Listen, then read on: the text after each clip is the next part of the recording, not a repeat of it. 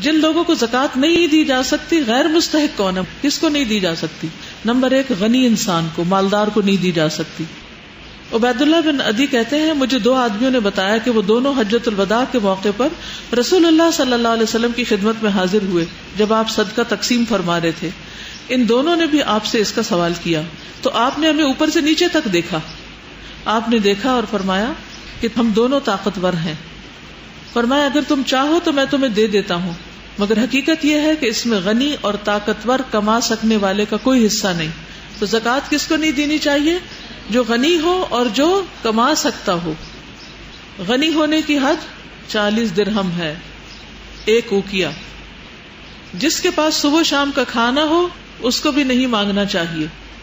رسول اللہ صلی اللہ علیہ وسلم نے فرمایا جو شخص مانگتا ہے حالانکہ بقدر کفایت اس کے پاس موجود ہو، وہ اپنے لیے آگ کا اضافہ کرتا ہے۔ ایک اور روایت میں آتا ہے جس کے پاس دن اور رات کے لیے پیٹ بھر کے کھانا موجود ہو اس کو سوال کرنے کا حق نہیں۔ ذریعہ معاش صرف نوکری نہیں ہوتی، انسان کوئی بھی کام کر سکتا ہے، مزدوری کر لے نا، کئی طریقے ہیں۔ دیکھیے جو شخص چاہے گا نا کہ اللہ اس کو حلال کا رزق دے، اللہ اس کے لیے ضرور راستہ کھولے گا۔ یہ کہنا اپنی لغت سے باہر نکال دیں، یہ کام نہیں ہو سکتا۔ اللہ نے ہمیں نکما نہیں پیدا کیا اور نہ نکما رہنے کے لیے، ٹھیک؟ یہ صرف اس معاملے میں نہیں، ہر معاملے میں اپنے ذہن سے یہ خیالات نکال دیں کہ میں یہ نہیں کر سکتی۔ آپ کوشش تو کریں، آپ آگے تو بڑھیں، تو انشاءاللہ اللہ تعالیٰ راستہ نکالے گا۔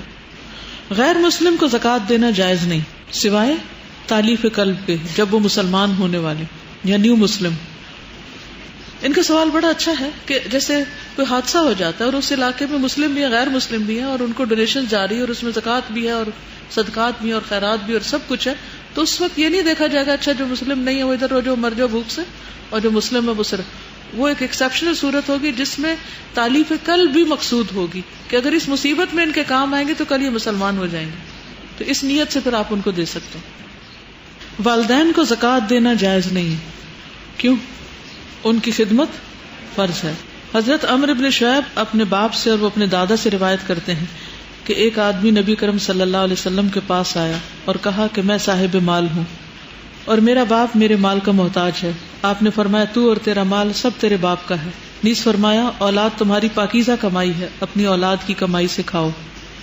انت و مالک لابیک، تم اور تمہارا مال دونوں باپ کی ملکیت۔ جی ان کا سوال یہ ہے کہ بیٹوں کا مال جو ہے وہ تو باپ کا شمار ہوگا، کیا بیٹیوں کا بھی ہوگا؟ جو ان کا ذاتی ہے وہ تو ہے، لیکن جو شوہر کا ہے وہ نہیں ہے۔ تو یہ نہیں کرنا چاہیے کہ شوہر کی کمائی میں سے چرا کے تو ماں باپ کو دیا جائے، یہ نہیں کرنا چاہیے، ٹھیک ہے؟ یعنی اگر حقیقی خون کا رشتہ نہیں ہے تو ساس کو اگر آپ دینا چاہیں تو وہ دے سکتے ہیں۔ اسی طرح اگر کوئی بہو کو دینا چاہے تو وہ۔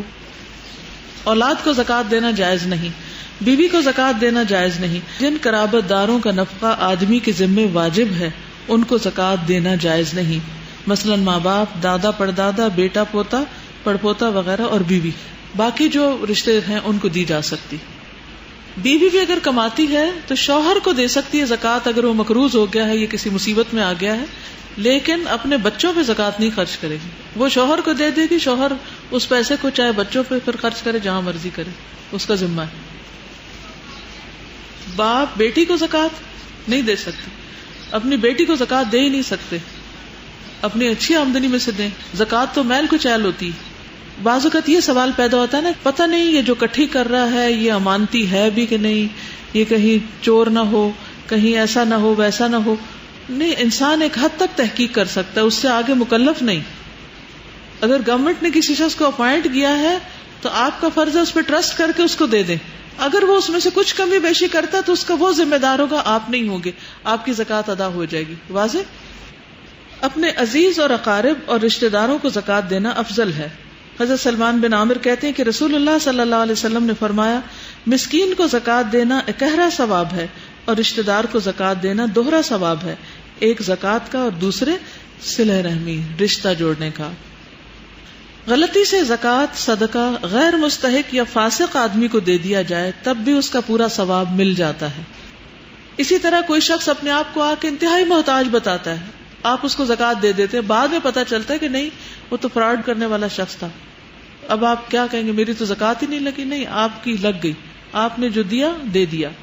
زکوٰۃ کے مستحق مسکین کی تعریف۔ حضرت ابو ہریرہ کہتے ہیں کہ نبی اکرم صلی اللہ علیہ وسلم نے فرمایا مسکین وہ نہیں جو لوگوں کے پاس گھومتا رہتا ہے، ایک لقمہ یا دو لقمہ، ایک کھجور یا دو کھجور کی خواہش اسے در بدر لیے پھرتی، بلکہ در حقیقت مسکین وہ ہے جس کو اتنی دولت نہیں ملتی جو اسے مانگنے سے بے پرواہ کر دے، نہ ہی کوئی اس کا حال جانتا ہے کہ اسے صدقہ دے، نہ ہی وہ کسی سے سوال کرنے کو نکلتا ہے۔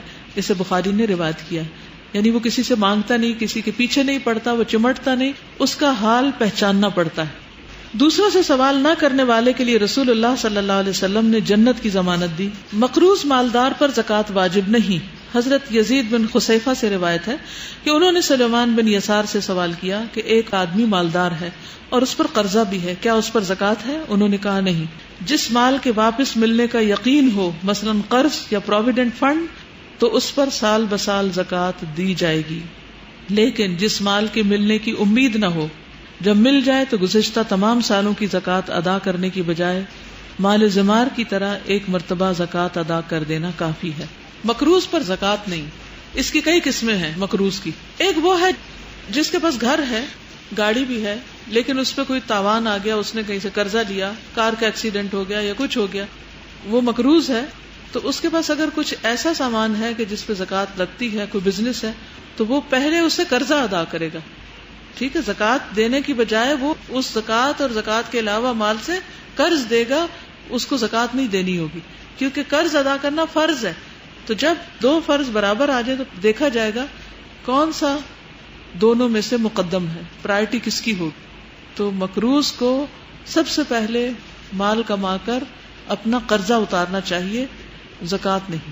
ایک مقروض وہ ہوتے ہیں جو جان بوجھ کے مقروض بنے رہتے ہیں، گھر ہے اس کے پاس سب کچھ ہے، ایک اور گھر قرضہ لے کے